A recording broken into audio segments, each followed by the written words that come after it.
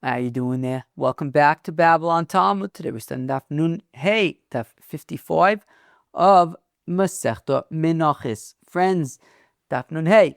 We learn about when to give fresh versus dried figs to a Kohen. Okay, that's exciting stuff, right? We talked yesterday a bit about dried figs and fresh figs. So we are going to, wrap up that little sugya thing. And then we get to a new Mishnah about managing chometz for a mincha. The Mishnah says, I think this was mentioned maybe a day or two ago, that in the Menachos, the Rambam says specifically Menachos that are baked. There's no indication yet that that's the case, other than the fact that I guess we're probably talking about baked Menachos. But anyways, that we add water to the flour. That water is added to the flour, and then once that happens, if anybody's ever baked matzahs, you know that you gotta keep an eye on it to make sure that it doesn't become chometz. Because of course there's only two exceptions, the shtei alechem and the one of the lachmei todas. Otherwise, all other menachos are matzah, they are not chometz. So therefore we add water and we keep an eye to make sure that the mincha remains non-chometz, it remains pesidic. And then, interestingly, in discussing that sugya, we get into the sugya or the concept of long distance klal ufrat, or in official terms, klal ufrat hamuruchakin ze mizeh. We have learned about this in the past. It's an interesting question about when do we say klal ufrat uchlal versus kol davar shehayo b'chlal. So when do we say that versus klal ufrat? So that comes up in our Gemara. Interesting sugya just to know about, because we've seen this before. But it's interesting, right? When do you say klal ufrat? When do you say kol davar shehayo b'chlal v'yotzim l'klal l'lamed lo l'lamed alatzmi yotza ela l'lamed al-klal kula yotza? So anyways, friends, this is what we have to look forward to on Daf Nun Hey, Daf 55 of Masechta Menachos. Let's get it. Friends, we begin on Daf Nun Hey Amid Aleph, about 8 or so lines into the Amid Tanu Rabbanon. Yo. The rabbis taught, Tormin Tainim al Hagrogris, B'makom Shirgilin Lasos Tainim Grogris. Okay. So, if you have, let's say, a whole bunch of grogris, which are dried figs, the shaila is, can you give a kohen truma from fresh figs? Or do you have to give him truma from dried figs? Let's say you have 98 dried figs and 2 fresh figs. Can you give the 2 fresh figs to the kohen as truma? So we say, Tanu Rabbanan, Tormin Tainim ala grogris. Sure, you can give the kohen fresh figs, b'makom shirigilin laseis tainim grogris, but only in a place where they make figs into dried figs. I.e., essentially, you're gonna be giving the kohen dried figs, right? I mean, you can only separate fresh figs if there's a way to dry them, to make them dried figs. V'lo grogris al te'enim. And we don't separate dried figs. Even in a place where normally they would make fresh figs into dried figs, you cannot separate dried figs. So we have to figure out what's going on. Amar Mar, what's going on here? It's a little bit confusing, Lamaisa. But basically, in the ratio, we're talking about that you have to give dried figs, right? You can only separate fresh figs if you have a way of drying them. And the Sefer we're saying you can't give dried figs. Even in places where you generally do dry figs, you can't separate dried figs. Amar Tormin Tainim ala grogris, b'mokum shirgilin lasos Tainim grogris. That you can only separate as truma fresh figs if you have a way of drying them. If it's a place where fresh figs are usually dried. B'mokum shirgilin in, b'mokum she'ein regilin lo. So essentially what this brisa seems to be saying is that you can only separate fresh figs as truma if you have a way of drying them, right? In a place where they normally dry them, so you'll be able to dry them. Heichidami, now what's going on? Ida ika kohen. Now, if there is a local priest, then why would you have to dry out the figs? Just give him fresh figs. Fresh figs are like the most delicious thing in the world. When they're the most delicious thing in the world. They're not all fresh figs are the most delicious things in the world, but the ones that are the good ones, no, those are a home run. So if there's a local priest, well then why are you giving why are we talking about dried figs? Just give him fresh figs. So who cares if, right, meaning we said you can only give fresh figs in a place where they normally dry the figs, and you'll have a way to dry them. And if it's a place where they don't normally dry the figs, so then you don't have a way to dry them basically, and they're going to be fresh figs, then you can't separate, then you can't give the fresh figs as truma. But if you have a local priest, why not? Why can't you give him fresh figs? Best thing ever. We learn in the Mishnah in Masechta Trumas, Malkum Sheyesh Kohen, that if there is a local Kohen, if there's a local priest, Toreh min hayofe, so give the good stuff, give the fresh figs. So it must be that we're talking about a place where there is no Kohen, where there's no local priest. And because there's no local priest, so there's no one to give the figs to this moment. Either you're going to have to wait until a priest comes through the town, or maybe you'll travel someplace to the closest Kohen and you'll give it to him. So therefore, because we're talking about a location where there is no local priest, so therefore you can only separate fresh figs if you have a way of preserving them, of drying them. Ema Seifa, what about the Seifa? Velo grogris alatem, you can't separate grogris. You can't separate dried figs. Even if we're talking about a place where they normally dry figs, no, you can't separate dried figs. Only fresh figs. If we're talking about where there's no priest, amai lo. Well, why can't you give dried figs? If there's no priest, of course you give the dried stuff. But now we learn in a Mishnah, when there's no priest, Torah mina miskayim. So separate truma from stuff that's going to last. Fresh figs they're going to go bad ultimately, eventually. But if you dry them, if you make them dried figs, then they'll last. So if there's no priest around, so you do dry the figs. Why are we saying that you can't separate the dried figs? Elapshita dika koin. Okay, so the Seifa must be talking about where there is a koin. For the Gemara, Reisha deleka koin, Seifa dika koin. 1 second. So the Reisha where we say you have to dry the figs, so we're talking about where there is no koin. The Seifa where we're saying that you can't use dried figs is talking about where there is a koin. Is that what we're talking about? The Reisha is without a coin, the Seifa is with a coin. It's inconsistent? Yes, it's inconsistent. Reisha deleka coin, Seifa dika coin. In the Reisha, there's no coin, therefore you have to dry the figs. In the Seifa there, that's the Reisha. In the Seifa there is a coin, therefore you can't use dried figs, you give the fresh stuff. Now friends, I'm just going to point out something important right now, is that in that Mishnah in Trumas, Rabbi Yehuda disagrees. And he says that even in a place where there is no coin, you still separate the fresh stuff. Even where there's no coin, you still separate the fresh stuff. So now, Omer Apapa says, Apapa Shmamina. Interestingly, we learn from here, very interesting, because there were two ways we could have gone about explaining this Mishnah in Trumas, right? That the Mishnah had said, right? Really explaining this brisa, right? We have two ways of explaining this brisa, right? The ratio of the brisa is saying you got to give dried figs.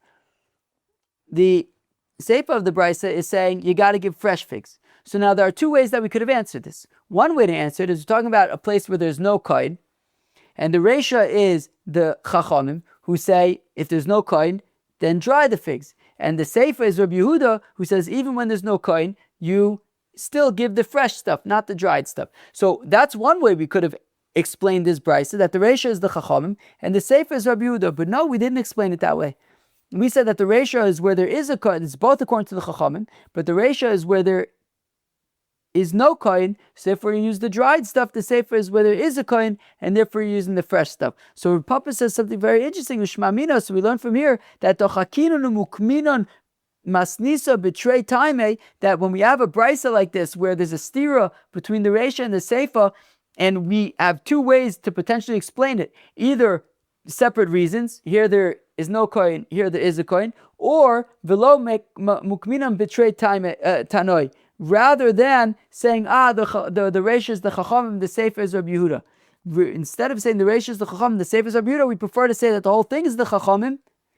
And this is when there's no coin, and this is where there is coin. Very, very interesting. Just methodologically, whatever. That we'd prefer to have it be one opinion, but in two scenarios, rather than the same scenario, but two different opinions. Very interesting. Friends, now we get up to the next Mishnah, where we discuss managing chometz for a mincha, or really, managing the prevention of chometz for a mincha. And as I mentioned in the introduction, we're going to be getting to a very interesting discussion, in my opinion, about long distance klal ufrat. Klal ufrat hamaruchakin zemizeh. Here we go. Zok the Mishnah, kol ha-menachos niloshis b'foshin. All menachos, and as I mentioned in the introduction, the Rambam says specifically all baked menachos. So any menachos that you're going to make into a dough, and you're going to divide the dough into loaves, and you're going to bake them in the oven.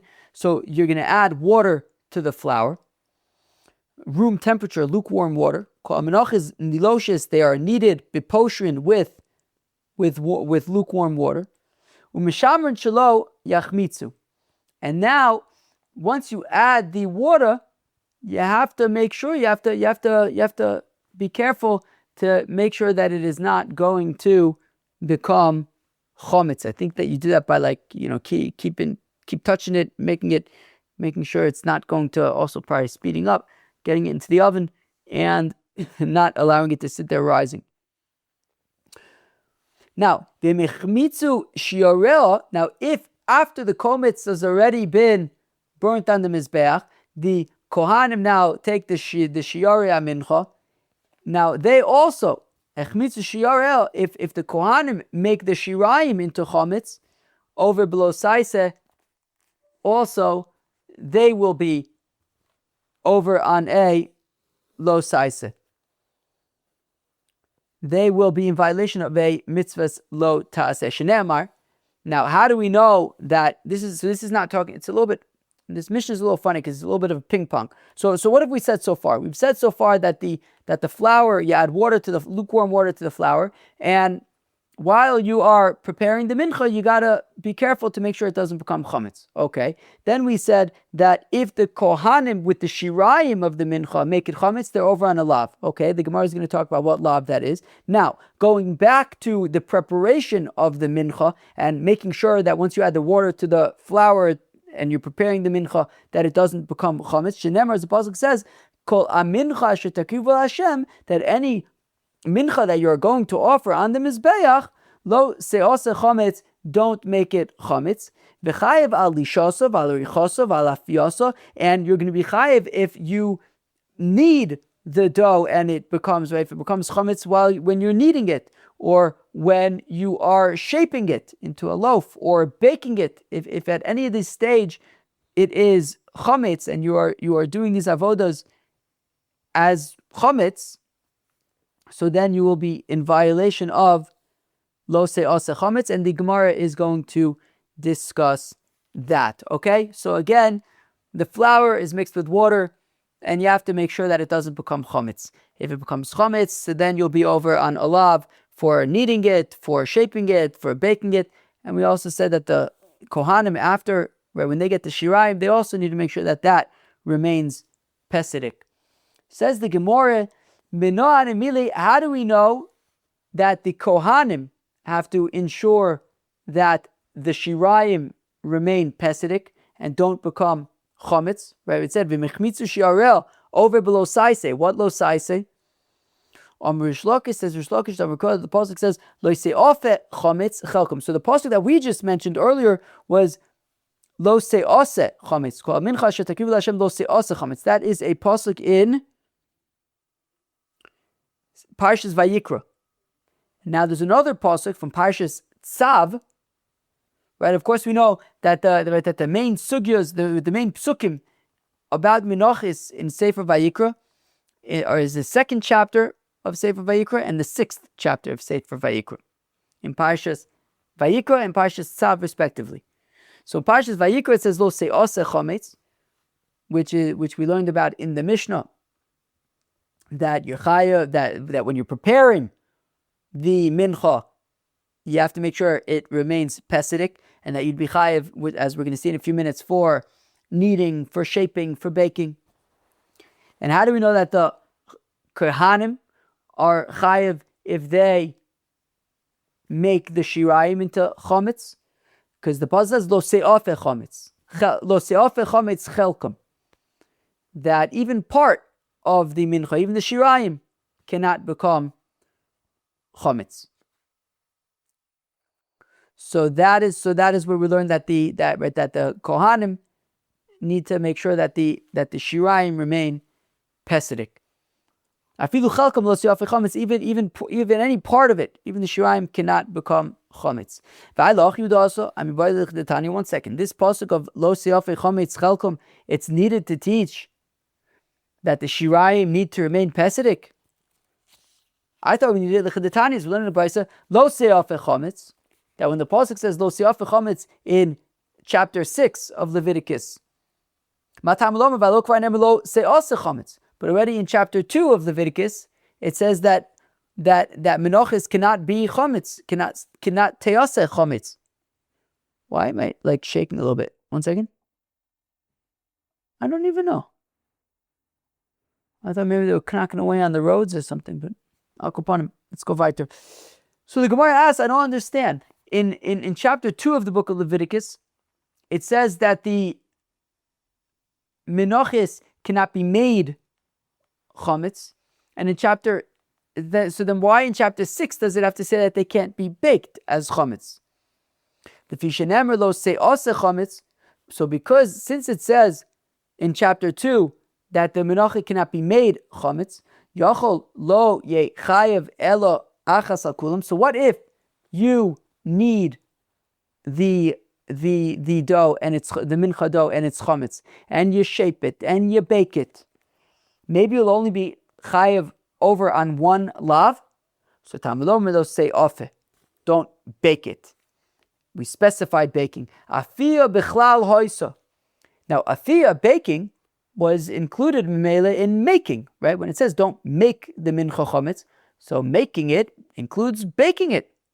Any stage of making, including baking. So then why did we specify don't bake it chometz? So baking was included in the klal of don't make it chometz. Lama yotzos, why did it leave?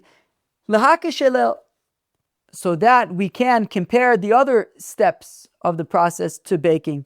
Ma'afiyah miuchedes shimaisa yechidi, just like baking is unique and it's a significant step in the process. V'chayav aleh b'fnei atzma, and you'll be chayav alav just for the step of baking it. Af ani ovi lishosav arichosa v'chol ma'isa yechidi sheba. So I'll also include the kneading of the dough, the shaping of the dough, and anything important and significant that you do with the dough. The isurye kituf, to include also like adding water to, what does Rashi say? Shemachlit poneh b'mayim. I guess maybe you paint on some water, you brush on some water maybe at the end or something. I didn't look up what that was, but I mean that seems to be what Rashi's saying. Shemachlit poneh b'mayim. I think it's people put egg on the top of baked goods and stuff. I think they were doing that with water maybe. Is that a thing to do that with water? Got any bakers here in Babble on Talmud? Is that a move to brush on some water, or is they only do that with egg? Yeah. I don't bake so often. I take already baked things and let's go weiter. Fine. So Yichidi Sheba Liisuye kituv shu ma'aseh yechidi v'chayev olav b'fnei atzman. B'fnei atzman, you'll also be chayev for brushing water onto the top of it. Azoy. Onan mechelkom karmina, to which the Gemara. So what was the Gemara's question? The Gemara's question was, well, you're telling me that there's a lav against the Kohanim making the Shirayim chometz from the fact that it says lo siafe chometz chelkom, but I thought lo siafe chometz is coming to teach us that you're chayiv for each step of the process, for each process you're chayiv for it. Well, the thing is, we are learning out the Kohanim with the Shirayim from chelkom, meaning from lo siafe chometz you can learn out that baking was included in making, and to say that you're chayiv for each step. Okay, that's from lo siafe chometz. Chelkom is where we learn out that even the Shirayim have to remain pesidic. Michelkom kamina, we're talking about chelkom. Ve'ema kule lahachi hu de'asa. Well, maybe lo siafe chometz chelkom is only coming to teach us that one thing, that the Shirayim need to remain pesidic. It's not teaching us that you're chayiv for every single step. Imken lichtov chelkom lo siafe chometz. Well, then it would say that even parts of it cannot be made into chometz. My lo siafe chometz chelkom shmas mina tate teaches us both things. Lo siafe chometz to teach us that you're chayiv for each important step that you do when it's chometz, and also chelkom that the Kohanim need to make sure that the Shirayim remain pesidic. Ve'ema afia the peret achmana l'chayiv chada inoch l'chayiv chada akulu. The Gemara suggests, how about this? We have one pasuk that says lo se'ase chametz, don't make it chametz. Another pasuk that says lo se'afe chametz, it shouldn't be baked. Maybe what it's saying is that if you knead it, shape it, put water on top of it, bake it, so you'll be over on one lav for baking it, for lo se'afe chametz, and then for all of the other three stages, you won't be chayiv a separate lav for each one. Rather, you'll be over on the one lav of lo se'ase chametz. Like maybe lo se'ase chametz is like an umbrella for all of the steps. Oh no, are those the cats? I thought they were done with that. There's a lot of pregnant cats right now. Oh, I can't. No, I need to save any particular breaks for alarms. Oh, they can do this for 10 minutes though. That's the problem if you don't stop them. Anyways, so why do we say that lo se'ase chametz is kind of an umbrella for all of the steps? Okay, I got to get rid of these cats. 1 second. Sheesh, I thought any potential interruption would be a ballistic missile from Iran. I didn't think it would be the cats. Anyways, okay. Where were we? The umbrella. So let's say that lo se'ase chametz is an umbrella to say that if you knead it and shape it and put water on it and bake it, so you'll be chayiv once for all of the steps, and another one you'll be chayiv for is for the baking. So you're chayiv for the Torah specified baking to say you'll be chayiv for baking on its own. And then for everything else, you'll be chayiv once. So you'll be chayiv twice. Once for baking, once for everything else. Now, where are we in the Gemara? Okay, inav l'chayiv chada akulu. So, and for the Gemara, mishum dahava, davar shahaya b'chlal, v'yotzim in a klal, lilamed, lo lilamed al atzma yotza, el lilamed al klal kuloi yotza. Well, as we said earlier, because baking was something that was included with the rest of the umbrella, right? Baking was included in making. And when it was taken out of the umbrella of all of the makings, it was to say that just like you're chayiv for baking, you're chayiv for each individual significant step. The ema lo saise klal lo se'ase klal lo se'afe prat klal ufrat in bechlal elamash befrat. So maybe I'll suggest, wait, this isn't a kol davar shahaya b'chlal v'yotzam in a klal lelamed situation. Maybe it's a klal ufrat situation. As we know, klal ufrat, ein bechlal ela mashid befrat. That when you have a general rule followed by a specific rule, it is coming to limit the rule to only that thing. Meaning, if it says lo se asa chometz, and then we see lo se afe chometz, I see we're only talking about baking. Baking is the only thing you're going to be chayav for. Afia in midei achrina lo. You're only chayav for baking. You're not over on a lav for kneading, shaping, watering when it is chometz. So Amarab Aftoriki Mishum Dehave Klal Ufrat Amruchakin Zemizeh. The thing is, and this is important, I think it's really important. As far as I understand to date, I could be wrong. To date, the way that I understand the difference, because we have the Yud Gimel Midos Shator Nejeshes Ben that we say in Shachris, right? And you read them, and it's a little confusing. When do we say Klal Ufrat? When do we say Kol Davar Shabbat Chlav Yotzim Klal Lamed? They're both included in the Yud Gimel Midos. So why do we say Klal Ufrat and not Kol Davar Shabbat Chlav Yotzim Klal Lamed? Or why do we say that one and not that one? So to date, my understanding is, when you have a pasuk, and in that pasuk there's a general rule. I think one classic example is that, like, you'll take Meiser Sheni money to Yerushalayim and you'll buy whatever you want, and then it says like Babokor Batzono V'Yan V'Shecha are specific, and then it's B'chol Asher Tav V'Navshecha. So it was like in one pasuk there was a general rule, and then it went specific, and then it went general. So you see that there's like a template there in the pasuk. Wow, we went broad, specific, broad, or broad, specific. It's like it's in the same verse. That's what we'll say Klal Ufrat or Riboy Umiut. But here we have one pasuk in chapter 2 of Leviticus and another pasuk in chapter 6 of Leviticus. One pasuk in the first pasuk is in Sefer is in Parshas Vayikra. The second pasuk is in Parshas Tzav. This is not a Klal Ufrat. You don't look at this. Not looking at like one pasuk and saying Klal Ufrat. No. We're saying, wait a second. There's a pasuk here, and then 4 chapters later there's another pasuk, which this one's general. This is specific. So that is not a Klal Ufrat. That is a Kol Davar Shoy B'Chlal V'Yotzim Klal Lamed. So Klal Ufrat and Meruchakin Zemizeh. When you have a Klal and a Frat, but they're far away from each other, Ein Done Also B'Chlal Ufrat. That's not a Klal Ufrat. That's a Kol Davar Shoy B'Chlal V'Yotzim Klal Lamed. And therefore, baking was included in making. Right? Making we talked about in chapter 2. Baking we talked about in chapter 6. And baking was removed from the general category of making in order to say that just like you're chayiv for baking, you're also chayiv for kneading, you're also chayiv for shaping, you're also chayiv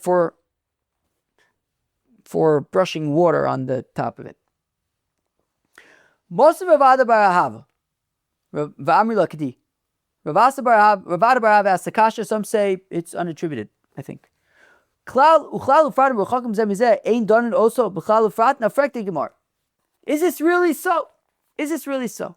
That when you have a klal and a frat, but they're far away from each other, it's not a klal ufrat, it's a kol davar shar b'klal. Really? I will make a case to the contrary.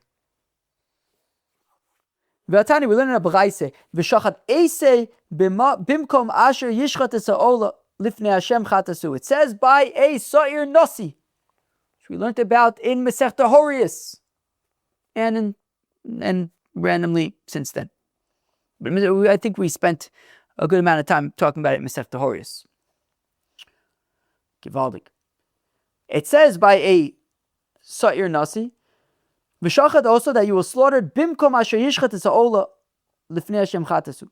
In the place where you slaughter the ola. Where is that? In the north of the Azar. So the Sa'ir Nasi needs to be slaughtered in the north of the Azar. Just like the Ola is slaughtered in the north of the Azar, so the Sa'ir Nasi is Ochit, is also slaughtered in the north of the Azar. 1 second. We learned this halacha that the Sa'ir Nasi, which is a Korban Chatas, is slaughtered in the north of Azara. It's learned out because the pasuk says by Sa'ir Nasi. Also, what do you mean? It already says, Bimko, we have another pasuk, Bimko Asher Tishachit Ola, Tishachit Achatos. That in the place where a korban ola is slaughtered, a korban chatas is slaughtered. I.e., all korban chatases are slaughtered in the north of the Azar. A Sa'ir Nasi is a type of korban chatas. Of course it's slaughtered in the north of the Azar. So I know that a Sa'ir Nasi is slaughtered in the north of Azar because it's a chatas, and we have another pasuk that says, Bimkom asher tishachid ha'olah tishachid chatas, that all chatas are slaughtered in the north of the Azar be'etzim. So I already know Sa'ir Nasi. Halama ze yatsa. So then why do we specifically say by Sa'ir Nasi that it's in the north of the Azar? The kov'o, to make it ma'akiv. Shem lo shachat also betzofin posla. That if the Sa'ir Nasi was not slaughtered in the north of the Azar, posel. At Omer l'chach yatzos, 1 second. That's why the Torah specified by the Sa'ir Nasi, the north of the Azar, to say that you have to do it there. Oh, eno ella, shezet ta'on sofen, ve'ein acher ta'on sofen. The Gemara suggests, 1 second, maybe it's a klal ufrat. We had a klal, right? The pasuk that says, Bimkom asher tishachet ha'olah tishachet achatas. That's all chatases. But then specifically by Sa'ir Nasi it says, V'shachat also bimkom asher yishchat es ha'olah l'fnei Hashem chatasu. By Sa'ir Nasi it says it has to be in the north. Maybe it's a klal ufrat. Maybe it's saying that this idea of slaughtering a chatas in the north is limited only to the Sa'ir Nasi. Klal ufrat. All chatases, specifically Sa'ir Nasi. Only the Sa'ir Nasi needs to be slaughtered in the north. Now, friends, the pasuk about the Sa'ir Nasi is in Parshas Vayikra. The pasuk about the general chatases is in Parshas Tzav. 2 different parshas, and we're suggesting maybe it's a klal ufrat. Talmud lomar v'shachat es achatas bimkom ha'olah. Well, there's a third pasuk that by a regular korban chatas, it says that v'shachat es achatas bimkom ha'olah, that it is also slaughtered in the north. So there's another pasuk that says that a korban chatas is slaughtered in the north. Zebana of, and this makes opinion ab l'chol chatos shatunos tzafon. So comes the third pasuk to save the day and say, no. All chatases require slaughter in the north. But the Gemara points out, okay, comes the third pasuk to save the day. What if we didn't have the third pasuk to save the day? Time the cause of achmona v'shachat es achatas. Okay, fine, we have this third pasuk. What if we didn't? Halavachi, if we didn't have the third pasuk, it sounds like we would have said, I would have, it sounds like if not for the fact that comes the third pasuk to save the day, I would have said, otherwise, that the requirement to slaughter a korban chatas in the north of the Azar is limited to the Sa'ir Nasi. Because we have the general rule, as we pointed out, by chatas, bimkom asher tishachet olah tishachet achatas, that all chatos are in the north, but then we specify by Nasi. So let's say klal ufrat, it only the Sa'ir Nasi would be slaughtered in the north. My time, is it not because it's a klal ufrat, but afagav de miruchakin zemizeh, done in also b'klal ufrat, and even though they're in different parshas, not a problem. We could still dash in a klal ufrat. Maskif lo Rav Ashi becomes Rav Ashi. He says, "Are you guys nuts, friends? The pasuk about the Sa'ir Nasi is in Parshas Vayikra. The pasuk about the general chatos is in Parshas Tzav. Parshas Vayikra is before Parshas Tzav, i.e., the parsha about the Nasi is before the general. Right, the pasuk about the Nasi is before the general pasuk about korban chatases. This isn't this even if we were talking about a klal ufrat and meruchakin zemizeh, this is not a klal ufrat. It's a prat uchlal. Friends, who wants to tell everybody the difference between a klal ufrat and a prat uchlal? The difference, of course, is that as we have been discussing, a klal ufrat ein bichlal ela mashe befrat. That when you have a general rule followed by a specific rule, so the specific rule is saying that the general thing is limited only to it. Okay? So if we're talking about chatas and then we're talking about Sa'ir Nasi, we're saying that whatever we're saying about chatas is limited only to the Sa'ir Nasi. Klal ufrat. But when it's the opposite, it's a prat uchlal, it's doing the exact opposite. It's saying that whatever we're saying about this prat actually extends to all of the things. So meaning, the pasuk about the nasi, the Sa'ir Nasi, is in Parshas Vayikra. The pasuk about the general chatos is in Parshas Tzav, is later. So if anything, it's a prat uchlal. So if anything, it's saying that the requirement of slaughtering in the north would apply to all korbanis. Would apply to all korban chatases. Hai klal ufrat, who prat uchlalu. It's not a klal ufrat, it's a prat uchlal. V'naisa klal mosif al a prat. Therefore, the klal in Parshas Tzav is adding on and extending the prat, i.e., visrabilu kol mile. And if anything, it would be saying that all of the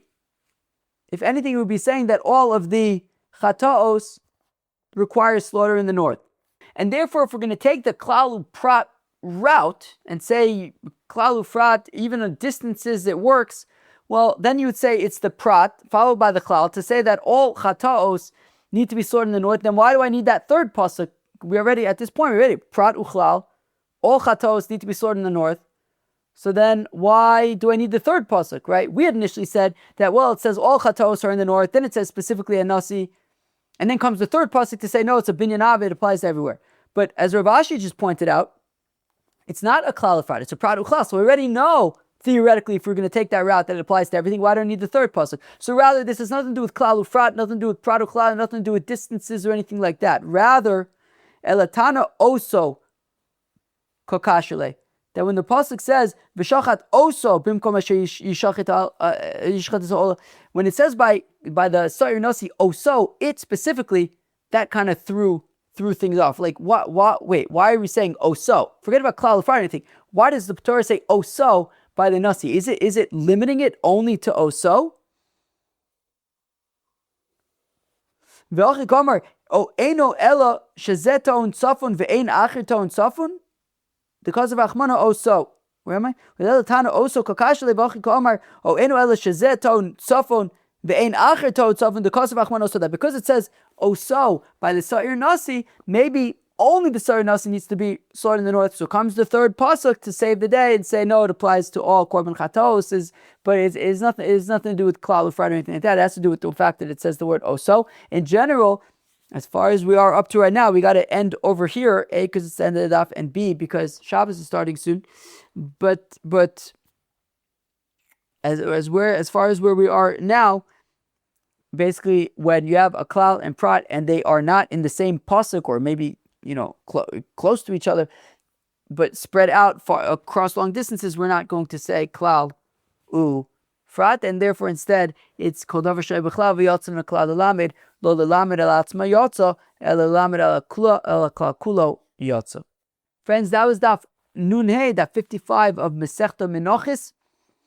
We began discussing when to give fresh versus dried figs to a Kohen. The answer was that when there is a local Kohen, give him the fresh stuff. If there's no local Kohen, well then make sure that you are going to preserve the figs so that you can give them to him when you see him. There was an interesting tidbit there at the end from Rav Papa, that he says that from the fact that we explained this brisa that we had brought to say that the Reisha is talking about where there is no local Kohen, and the Sefer is talking about where there is a local Kohen, and we said that they're both the Reisha and the Sefer according to the Rabbanan, we'd prefer to do that rather than say that the Reisha is the Rabbanan and the Sefer is Rabbi Yehuda, which is interesting, that we'd prefer to have one opinion, even if it's in two different okimtas, right? One has a Kohen, one doesn't have a Kohen. We'd prefer that than to say, you know what, the Reisha is one person and the Sefer is somebody else. We then moved on to a new Mishnah where we began discussing managing